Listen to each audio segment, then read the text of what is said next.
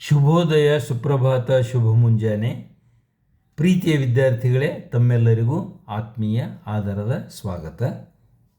ನಾನು ನಿಮ್ಮ ಮನೆ ಮೇಷ್ಟ್ರು ಚಂದ್ರಶೇಖರ.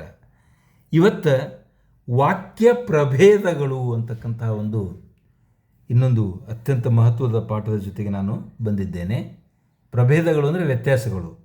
ಇದುವರೆಗೆ ನಾವು ಬೇರೆ ಬೇರೆ ಸಂಗತಿ ನೋಡ್ತಾ ಪದಗಳಿಗೆ ಬದಲಾಗಿ ಬೇರೆ ಬೇರೆ ಪದಗಳು, ಅರ್ಥಗಳು ಅದನ್ನು ನೋಡ್ತಾ ಈಗ ವಾಕ್ಯಕ್ಕೆ ಬಂದಿದ್ದೇವೆ. ವಾಕ್ಯದಲ್ಲಿಯೂ ಕೂಡ ಅನೇಕ ಪ್ರಭೇದಗಳು ಇವೆ. ಇದು 6ರಿಂದ 10ನೇ ತರಗತಿಯ ವಿದ್ಯಾರ್ಥಿಗಳಿಗೆ ಮತ್ತು ಸ್ಪರ್ಧಾತ್ಮಕ ಪರೀಕ್ಷೆ ಬರೀತಕ್ಕಂತಹ ಅಭ್ಯರ್ಥಿಗಳಿಗೆ ಬಹಳ ಮಹತ್ವದ್ದು. ಸ್ಪರ್ಧಾತ್ಮಕ ಪರೀಕ್ಷೆ ಅಂದರೆ FDA ಆಗಿರ್ಬೋದು, SDA ಆಗಿರ್ಬೋದು, UDA ಅಂತಿರ್ಬೋದು, ಅಥವಾ ನಿಮ್ಮ PSI ಪರೀಕ್ಷೆಗಳಿರ್ಬೋದು, ಅಥವಾ ಮತ್ಯಾವುದು ರಿಟರ್ನ್ ಎಕ್ಸಾಮಿನೇಷನ್ ಇದ್ದಾಗ ಇಂತಹ ಪ್ರಶ್ನೆಗಳು ಸಹಜವಾಗಿ ಬರ್ತದೆ. ಖಂಡಿತವಾಗಿಯೂ ಇದು ವಿದ್ಯಾರ್ಥಿಗಳಂತೂ ತಿಳಿದುಕೊಳ್ಳಲೇಬೇಕು. ಇಲ್ಲಿ 3 ಥರದ ವಾಕ್ಯಗಳಿರ್ತವೆ: ಸಾಮಾನ್ಯ ವಾಕ್ಯ, ಸಂಯೋಜಿತ ವಾಕ್ಯ ಹಾಗೂ ಮಿಶ್ರ ವಾಕ್ಯ ಅಂತಕ್ಕಂಥದ್ದು ಇಲ್ಲಿ ನಮಗೆ 3 ಸಿಗ್ತವೆ. ಮೊದಲನೇದ್ದು ಸಾಮಾನ್ಯ ವಾಕ್ಯದ ಬಗ್ಗೆ ನಾವು ಇಲ್ಲಿ ಅಧ್ಯಯನ ಮಾಡೋಣ. ಅದರ ಡೆಫಿನೇಷನ್, ವ್ಯಾಖ್ಯೆ ಏನು ಹೇಳ್ತಂತಂದ್ರೆ, ಒಂದು ಪೂರ್ಣ ಕ್ರಿಯಾಪದದೊಡನೆ ಸ್ವತಂತ್ರ ವಾಕ್ಯವಾಗಿರುವ ವಾಕ್ಯಗಳೇ ಸಾಮಾನ್ಯ ವಾಕ್ಯಗಳು. ಅಂದರೆ ಇಲ್ಲಿ ಒಂದು ಕ್ರಿಯಾಪದ ಇರ್ತದೆ, ಅದು ಪೂರ್ಣ ಕ್ರಿಯಾಪದ ಇರ್ತದೆ, ಮತ್ತು ವಾಕ್ಯನೂ ಸ್ವತಂತ್ರ ಇರ್ತದೆ. ಅಲ್ರಿ, ವಾಕ್ಯಕ್ಕೆ ಹೆಂಗೆ ಸ್ವತಂತ್ರ, ಪರತಂತ್ರ, ಅತಂತ್ರ ಅಂತೀರಿ ಅಂತಂದ್ರೆ, ಇದು ಮುಂದಿನ ವಾಕ್ಯಗಳಿಗೆ ಹೋದಾಗ ಅದರ ಬಗ್ಗೆ ನಾವು ವಿಶ್ಲೇಷಣೆ ಮಾಡಿ ತಿಳಿದುಕೊಳ್ಳಬಹುದು. ಈಗ ಇಷ್ಟು ತಿಳಿದುಕೊಂಡ್ರೆ ಸಾಕು. ಉದಾಹರಣೆಗೆ, ಸುಬ್ರಹ್ಮಣ್ಯನ್ ಅವರು ನಮ್ಮನ್ನು ವಿಶ್ವಾಸದಿಂದ ಸ್ವಾಗತಿಸಿದರು. ಇಲ್ಲಿ ಒಂದು ವಾಕ್ಯ ಮುಗಿತಾ ಇದೆ, ಟೆಕ್ಸ್ಟ್ ಬುಕ್ಲಿಂದ ಇದೆ.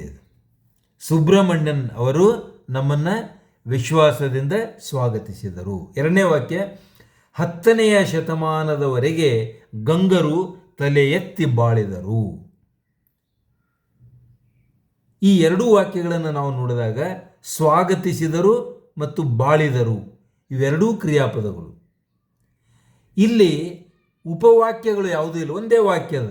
ಸುಬ್ರಹ್ಮಣ್ಯನ್ ಅವರು ನಮ್ಮನ್ನು ವಿಶ್ವಾಸದಿಂದ ಸ್ವಾಗತಿಸಿದರು. ಇದು ವಿಶ್ವಾಸದಿಂದ ಏನು ಅಷ್ಟು ಇದು ಅಲ್ಲ, ಇದೇನು ಗೌಣ್ಯವಾದದ್ದು ಇದು, ಸರಿನಾ?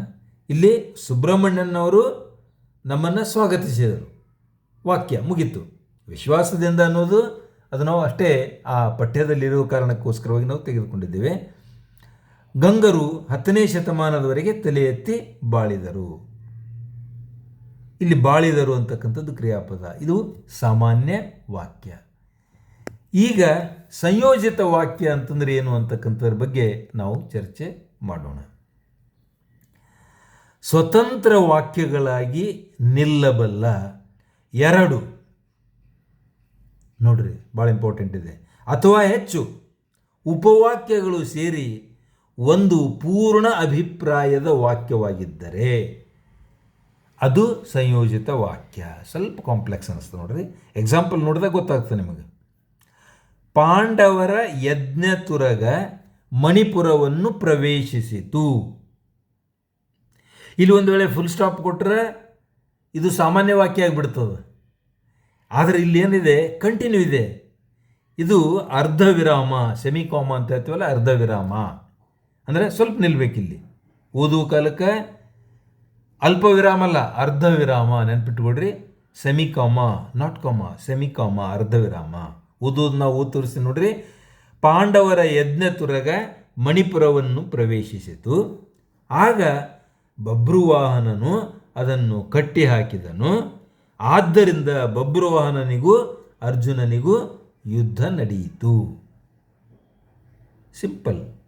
ಇಲ್ಲಿ 3 ವಾಕ್ಯಗಳಿವೆ, ಆದರೆ 3 ವಾಕ್ಯಗಳು ಸೇರಿ ಒಂದೇ ವಾಕ್ಯದ ಅರ್ಥ ಕೊಡ್ತದೆ.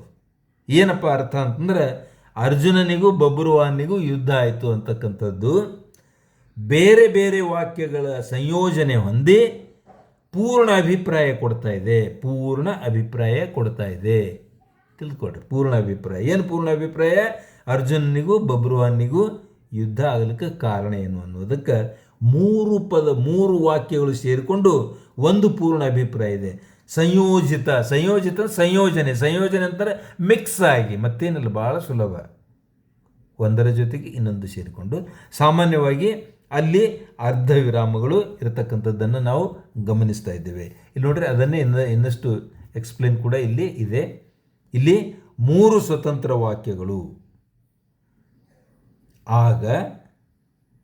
ಆದ್ದರಿಂದ ಇಂತಹ ಪದಗಳ ಸಹಾಯದಿಂದ ಸಂಯೋಜನೆಗೊಂಡು ಪೂರ್ಣವಾಕ್ಯ ಆಗಿದೆ. ಇದಕ್ಕೇನಂತಾರೆ ಅಂತಂದರೆ ಲಿಂಕ್ ಕೊಡೋದು, ಹಿಂದಿನ ವಾಕ್ಯಕ್ಕೆ ಮುಂದಿನ ವಾಕ್ಯಕ್ಕೆ ಜಾಯಿಂಟ್ ಮಾಡೋದು, ಸೇರಿಸಿಕೊಳ್ಳುವುದು. ಪಾಂಡವರ ಯಜ್ಞ ಕುದುರೆ ಮಣಿಪುರವನ್ನು ಪ್ರವೇಶಿಸಿತು. ಆಗ ಅಂದರೆ ಇದ್ರ ಮುಂದೆ ಕಂಟಿನ್ಯೂಷನ್, ಅದೇ ವಾಕ್ಯ ಕಂಟಿನ್ಯೂ ಆಗಿದೆ ನೋಡ್ರಿ. ಬಬ್ರುವಾನ್ನು ಅದನ್ನು ಕಟ್ಟಿ ಹಾಕಿದನು. ಆದ್ದರಿಂದ ಮತ್ತೆ ಹಿಂದಿಂದ ಎರಡಕ್ಕೆ ಇದು ಹೆಂಗೆ ಟ್ರೈನ್ ಹೋದಂಗೆ ಹೋಗ್ತಾ ಇದೆ ನೋಡ್ರಿ. ಟ್ರೈನ್ ಡಬ್ಬಿ ಒಂದರಿಂದ ಒಂದು ಹೋಗ್ತಾವಲ್ಲ, ಇದು 2 ವಾಕ್ಯ ಇರ್ಬೋದು, 3 ವಾಕ್ಯ ಇರ್ಬೋದು, 4 ವಾಕ್ಯ, 5 ವಾಕ್ಯ, ಎಷ್ಟೂ ಇರ್ಬೋದು. ಕೆಲವೊಂದು ಸಲ ಉಪವಾಕ್ಯಗಳು, ಸಣ್ಣ ವಾಕ್ಯಗಳು. ಆದರೆ ಸಂಪೂರ್ಣ ಅರ್ಥ ಸ್ವತಂತ್ರವಾಗಿ ಒಂದೇ ಅರ್ಥ ಕೊಡ್ತದೆ. ಆದ್ದರಿಂದ ಅಂಥ ವಾಕ್ಯಗಳನ್ನು ಸಂಯೋಜಿತ ವಾಕ್ಯಗಳು ಅಂತೇಳಿ ನಾವು ಕರಿತೇವೆ. ಈಗ ನಾನು ಮಿಶ್ರ ವಾಕ್ಯ ಅಂತಕ್ಕಂಥ ಇನ್ನೊಂದು ಥರದ ವಾಕ್ಯಕ್ಕೆ ಬರ್ತಾ ಇದ್ದೇನೆ. ಒಂದು ಅಥವಾ ಅನೇಕ ವಾಕ್ಯಗಳು ಒಂದು ಪ್ರಧಾನ ವಾಕ್ಯಕ್ಕೆ ಅಧೀನವಾಗಿದ್ದರೆ ಅಂಥ ವಾಕ್ಯವೇ ಮಿಶ್ರ ವಾಕ್ಯ. ನಾವು ಉದಾಹರಣೆ ನೋಡಿದಾಗ ಗೊತ್ತಾಗ್ತದೆ ನಮಗೆ. ಗಾಯತ್ರಿಯು ಗಾಯನ ಸ್ಪರ್ಧೆಯಲ್ಲಿ ಗೆದ್ದಳಾದರೂ ಅವಳಿಗೆ ಬಹುಮಾನ ಸ್ವೀಕರಿಸಲು ಸಾಧ್ಯವಾಗದಿದ್ದಾಗ ಆಕೆ ತುಂಬ ನೊಂದುಕೊಂಡಳು. ಇಲ್ಲಿ ಆಕೆ ತುಂಬ ನೊಂದುಕೊಂಡಳು ಎಂಬ ಪ್ರಧಾನ ವಾಕ್ಯಕ್ಕೆ ಗಾಯತ್ರಿ ಗಾಯನ ಸ್ಪರ್ಧೆಯಲ್ಲಿ ಗೆದ್ದಳು, ಅವಳಿಗೆ ಬಹುಮಾನ ಸ್ವೀಕರಿಸಲು ಸಾಧ್ಯವಾಗಲಿಲ್ಲ ಎಂಬ ಉಪವಾಕ್ಯಗಳು ಅಧೀನವಾಗಿ ಮಿಶ್ರವಾಗಿವೆ. ವಿದ್ಯಾರ್ಥಿಗಳೇ, ಕನ್ಫ್ಯೂಷನ್ ಎಲ್ಲಿ ಆಗ್ತದೆ ನಿಮಗಂತಂದ್ರೆ ಇದು ಕೂಡ ಸಂಯೋಜಿತ ವಾಕ್ಯ ಕಂಡಂಗೆ ಆಗ್ತಿರ್ತದೆ ನೋಡಿ. ಆದರೆ ಸ್ವಲ್ಪ ಚೂರು ವ್ಯತ್ಯಾಸ ಇದೆ ಇಲ್ಲಿ. ಏನಂತಂದರೆ ಇಲ್ಲಿ ನಮಗೆ ಸೆಮಿಕಾಮ ಇಲ್ಲ ನೋಡ್ಲಿಕ್ಕೆ. ಪ್ರಧಾನ ವಾಕ್ಯ ಏನಿದೆ ಅಂತಂದರೆ ಆಕೆ ತುಂಬ ನೊಂದುಕೊಂಡಳು ಅಂತಕ್ಕಂಥದ್ದು, ಇದು ಪ್ರಧಾನ ವಾಕ್ಯ. ಇದು ಗಾಯತ್ರಿ ತುಂಬ ನೊಂದುಕೊಂಡಳು ಅನ್ನೋದು ಪ್ರಧಾನ ವಾಕ್ಯ. ಅದಕ್ಕೆ ಸಪೋರ್ಟಿವ್ ಆಗಿ ಇರತಕ್ಕಂಥದ್ದು ಉಪವಾಕ್ಯಗಳು ಅಂದರೆ ಗಾಯತ್ರಿ ಗಾಯನ ಸ್ಪರ್ಧೆಯಲ್ಲಿ ಗೆದ್ದಳು, ಅವಳಿಗೆ ಬಹುಮಾನ ಸ್ವೀಕರಿಸಲು ಸಾಧ್ಯವಾಗಲಿಲ್ಲ, ಆಕೆ ತುಂಬ ನೊಂದುಕೊಂಡಳು. ಈ ಪ್ರಕಾರವಾಗಿ ನಾವು ಇದನ್ನು ತಿಳಿದುಕೊಳ್ಳಬೇಕು. ವಿದ್ಯಾರ್ಥಿಗಳೇ, ಇಂತಹ ಅನೇಕ ಉದಾಹರಣೆಗಳನ್ನು ನೋಡಿದಾಗ ಮಾತ್ರ ತಮಗೆ ಇದು ಮನದಟ್ಟ ಆಗ್ತದೆ, ಇಲ್ಲ ಅಂತಂದರೆ ಇದು ಕನ್ಫ್ಯೂಷನ್ ಆಗಿಯೇ ಉಳಿತದೆ. ದಯವಿಟ್ಟು ಅರ್ಥ ಮಾಡಿಕೊಳ್ಳಿ ಅಂತ ಹೇಳ್ತಾ ಇಲ್ಲಿಗೆ ನಾನು ಇವತ್ತಿನ ಈ ಪಾಠ ಮುಗಿಸ್ತಾ ಇದ್ದೇನೆ. ವಿದ್ಯಾರ್ಥಿಗಳೇ, ದಯವಿಟ್ಟು ನನ್ನ ಚಾನಲ್ ಸಬ್ಸ್ಕ್ರೈಬ್ ಮಾಡಿ, ಶೇರ್ ಮಾಡಿ, ಹಾಗೂ ಕಮೆಂಟ್ ಮಾಡಿ ಮತ್ತು ಲೈಕ್ ಮಾಡಿ ಅಂತ ಹೇಳ್ತಾ ನನ್ನ ಈ ವಿಡಿಯೋ ಪಾಠ ಮುಗಿಸ್ತಾ ಇದ್ದೇನೆ. ತಮಗೆ ಶುಭವಾಗಲಿ. ಇದುವರೆಗೆ ನನ್ನೊಂದಿಗೆ ಇದ್ದ ಕಾರಣ ತಮ್ಮೆಲ್ಲರಿಗೂ ಧನ್ಯವಾದಗಳು.